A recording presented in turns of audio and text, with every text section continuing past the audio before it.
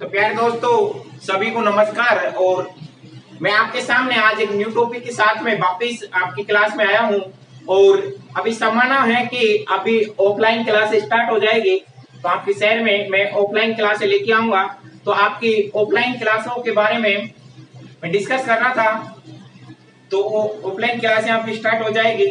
तो आज मैं एक ऑनलाइन क्लास इसलिए के आया हूँ कि एक हमारी न्यू संस्था है, तो न्यू संस्था का सबको पता भी चलना चाहिए कि वापिस आपके शहर में सैनिक क्लासेज वापिस स्टार्ट हो गई है। तो आपसे सभी से निवेदन है कि आज आपको एक कंपटीशन का जैसे यो एग्जाम स्टार्ट होने वाली है सभी, तो मैं कह रहा हूँ कि जो टॉपिकों के ऊपर ऊपर की जितने भी क्वेश्चन हो, जितना समझना की आवश्यकता होती है, उनके बारे में आपसे मैं डिस्कस करूंगा। तो आज आपके सामने एक और न्यू टॉपिक के साथ में आया हूं मैं आज। तो एक न्यू टॉपिक जो रहेगा आपका समय, दूरी और चाल का रहेगा। उस टॉपिक को मैं एक दिन की क्लास में आपसे मैं दावा देता हूं कि यदि आपने मेरे से एक दिन की क्लास में पढ़ लिया, उसको ध्यान लगा के सभी चीजों को समझ लिया आपने, तो मैं दावा देता हूं कि आपको उस टॉपिक के 50% क्वेश्चन एक दिन की क्लास में, और यदि मैं कहता हूं कि 10 दिन अपने मेरे इस एक टॉपिक के साथ में मेरे साथ रह लिए, तो मैं कह रहा हूं कि इस टॉपिक का आप किसी से कह सकते हो कि इस टॉपिक से मेरे से कोई सा भी सवाल पूछ सकते हो। तो आज आपके सामने मैं एक टॉपिक के बारे में डिस्कस करूंगा। तो टॉपिक रहेगा समय, दूरी और चाल। इस टॉपिक के बारे में मैं आपसे समय के बारे में, दूरी के बारे में और चाल के बारे में ये बताऊंगा। समय क्या होता है, दूरी क्या होती है, और इनको यदि आप समझ लेते हो तो आपको कोई दिक्कत नहीं रहेगी। आज आपको बता देते कि डेट रहेगी आपकी आज 16 तारीख के 7वां महीना 7 जुलाई रहेगी। और मैं कह रहा हूँ कि थोड़े बहुत दिनों में ही ऑफलाइन क्लास स्टार्ट होने वाली है। और अपनी जो ऑफलाइन क्लास रहेगी, तो आपको ऑफलाइन क्लास के बारे में सबको अवगत करा देते हैं कि ऑफलाइन क्लास में कैसा टॉपिक रहेगा और क्या टॉपिक चलेगा। तो आपसे आज मैं डिस्कस करूंगा समय के बारे में, दूरी के बारे में और चार्ज के बारे में। तो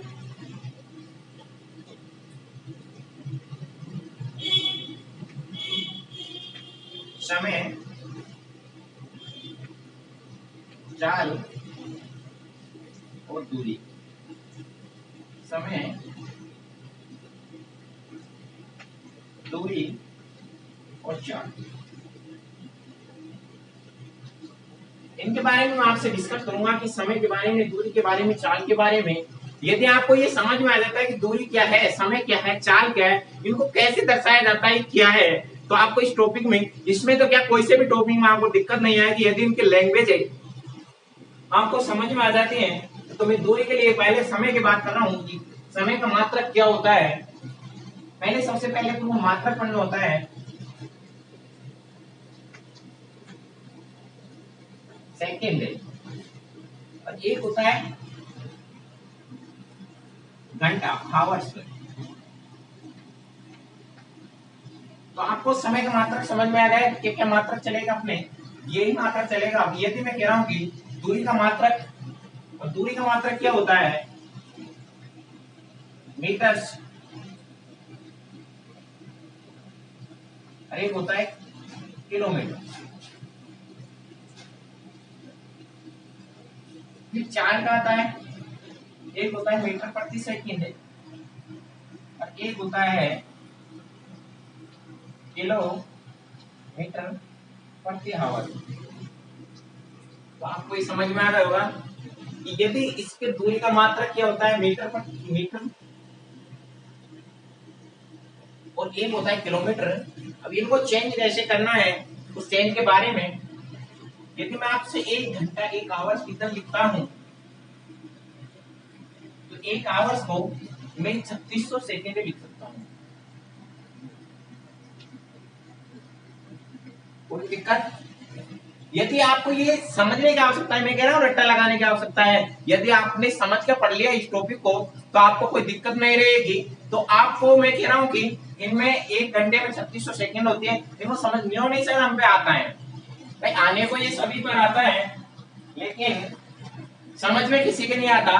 तो मैं कह रहा हूँ क्या अब अपने हो गया एक घंटे में है। यदि अपन लिखते हैं 1 किलोमीटर बराबर 1000 मीटर भी लिख सकते हैं। ये आपको समझने की आवश्यकता होगी। और मैं ये बताऊंगा कि चाल को कैसे बदला जाता है और कैसे होता है। पहले मैं कह रहा हूं कि अभी तक लगते हैं 1 किलोमीटर प्रति आवर। अब इसको बदलना हो इसमें मीटर प्रति सेकंड में, वो कैसे बदलेंगे? 1 किलोमीटर में 1000 मीटर और हावर्स कितने? 3600। फिर कटबट्टी क्या आता है? 5 इधर आता है, 18 इधर आता है। तो आपसे मैं कह सकता हूं कि 5/18 मीटर प्रति सेकंड।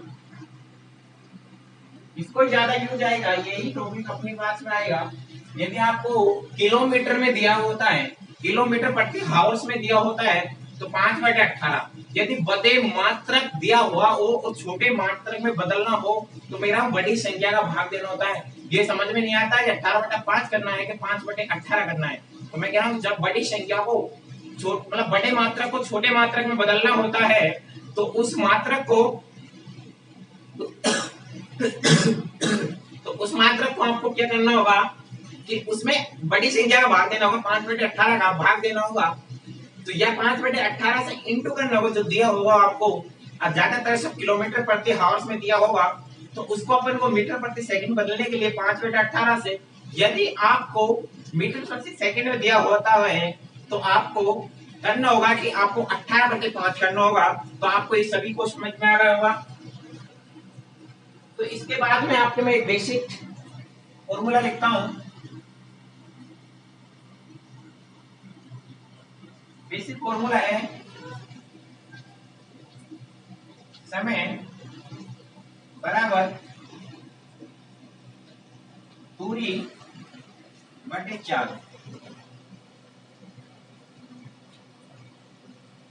भाई ये फॉर्मूला आपका बेसिक फॉर्मूला, इसी से ही चार तीनों फॉर्मूले बनेंगे। तो अपन तीनों लिख लेते हैं। एक तो समय बराबर होता है, फिर अगले लिख लेते हैं 4 बराबर दूरी बटा समय। और एक फॉर्मूला आ जाता है आपका, एक फॉर्मूला ये होता है कि आपका दूरी बराबर 4 इंटू समय। यदि आपको ये फॉर्मूले याद करने हैं तो समझना भी है कि इनको याद के रट्टा लगाने की आवश्यकता नहीं होगी, आपको अपने आप याद हो जाएगा। लेकिन समझते हुए चलना होगा सभी को। यदि आपको मैं जो भी समझा रहा हूँ एकदम समझते हुए चलना होगा। और यदि आपको समझ में आ रहा है तो आपको कोई दिक्कत नहीं रहेगी। ये आपको याद करने के बाद में अब मैं आगे इसी टॉपिक को बनाता हूँ। अभी आपको मैं ओनली फॉर ऐसे सिखाने की बेसिक से ही चीज कर रहा हूँ।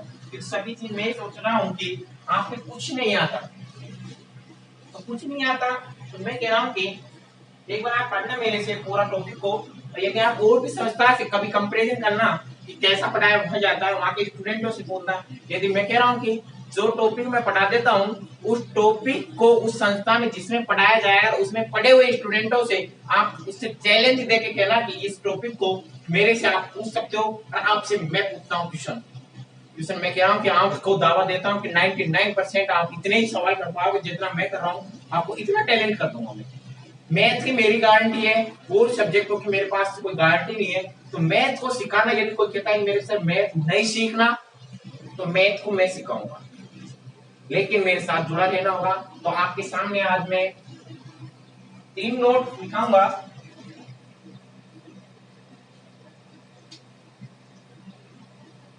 नोट फर्स्ट में क्या है? यदि दूरी नियत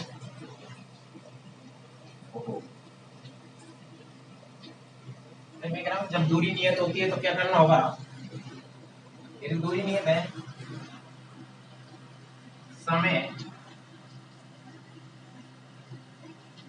और चार्ज का अनुपात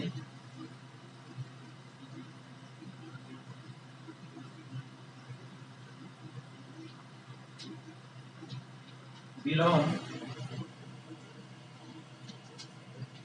होता है। भाई आपको मैं समझा रहा हूं कि इनका चाल का एक एग्जाम्पल ले लेते हैं।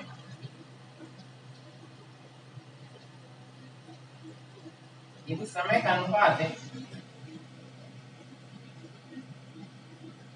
आपको 1:2 दे रखा हो तो चाल का अनुपात 2:1 हो जाए, पूरी नहीं हो जाएगी, पूरी कोई दिक्कत। तो आपको ये ना बात को समझना है, लेकिन मैं नहीं कह रहा कि आपको याद करना है, समझ लो इसको। इस पर आधारित आपको सवाल, बहुत सारे सवाल इसी पर आधारित होंगे, 60% सवाल इसी से हो जाएंगे। फॉर्मूले की कोई की आवश्यकता नहीं पड़ेगी, लेकिन फॉर्मूले भी समझना है, इसको भी समझना है, सब कुछ सीखना है अपन को। मैं क्या कह रहा हूँ कि आपको सब कुछ सीखना होगा, तो यदि आप सीखते हो सब कुछ तो आपको कोई दिक्कत नहीं आएगी। आप मैं कह रहा हूँ कि एक बार मेरे से मैथ पढ़ लेना, आपको मैं पढ़ाने लायक कर सकता हूँ मैथ। यदि आपको कुछ नहीं आता, जिस टॉपिक को आपको दिक्कत हो, वो एक बार मेरे से बोल देना कि इस टॉपिक में सर हमको ज्यादा दिक्कत आती है, तो इस टॉपिक को मैं थोड़ा ज्यादा सीरियस तरीके से आपको ज्यादा समझाते हुए पढ़ूंगा। तो आप मेरी टॉपिक एक नोट हो गया। दूसरी नोट के बारे में, यदि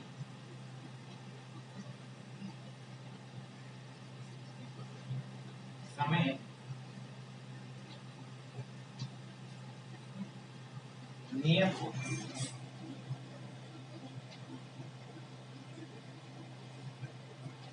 चाल में दूरी का अनुपात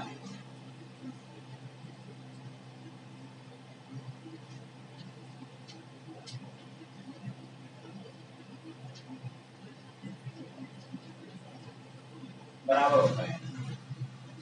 ठीक है, कैसे बराबर होता है? समय का मान हमको नियत दे देता है। एग्जांपल ले लेते हैं, यदि चाल 2:3 है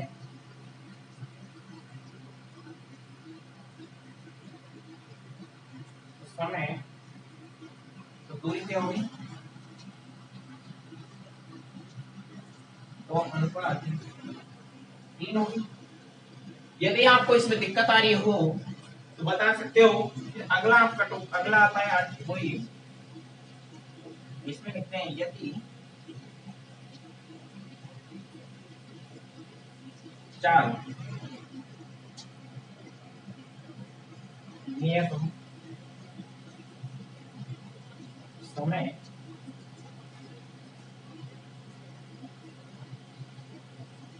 और दूरी का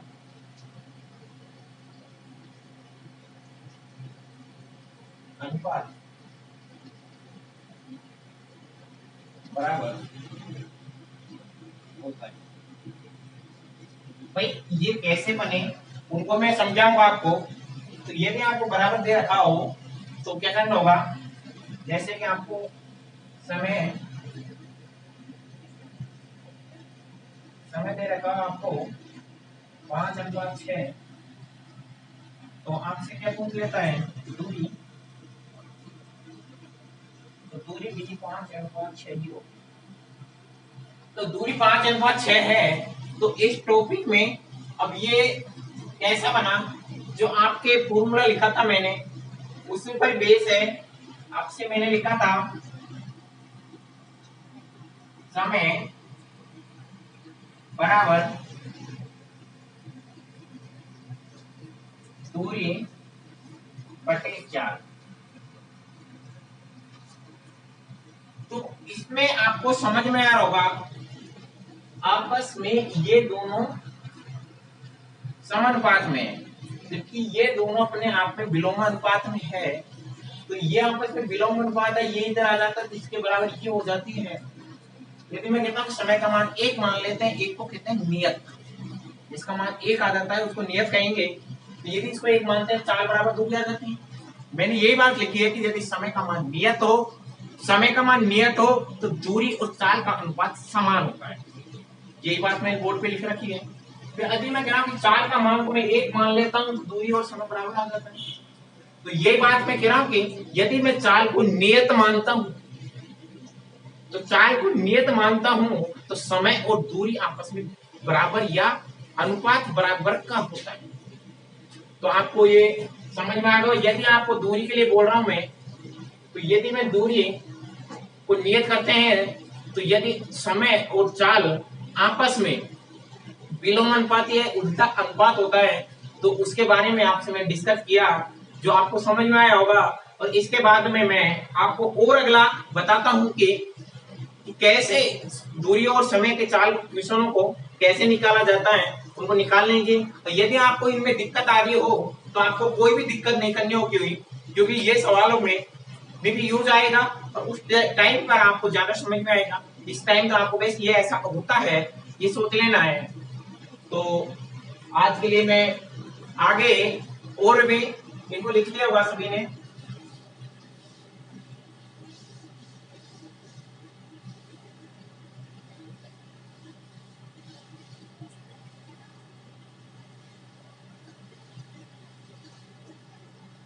तो आपसे मैं कह रहा था कि यदि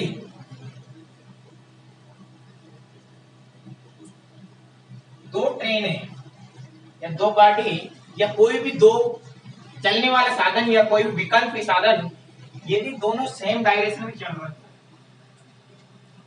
ये इधर और ये भी इधर,